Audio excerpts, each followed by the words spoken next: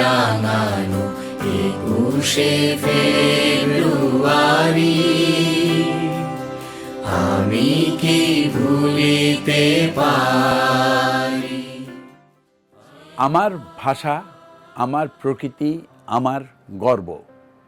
ভাষা শুধু শব্দ নয়, ভাষা হলো নদীর স্রোত, মাটির গন্ধ, পাখির সুরেলা গান। 1952 সালের শহীদেরা আমাদের শিখিয়েছে নিজের ভাষা মানে নিজের পরিচয়, নিজের অহংকার। আমাদের নদী, আমাদের বন, আমাদের বন্যপ্রাণী সবই এই পরিবেশের অংশ। ভাষা বাঁচলে সংস্কৃতি বাঁচে, প্রকৃতি বাঁচলে আমাদের ভবিষ্যৎ বাঁচে।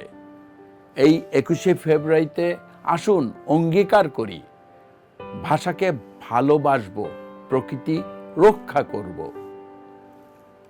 আমার ভাষা, আমার প্রকৃতি, আমার গর্ব।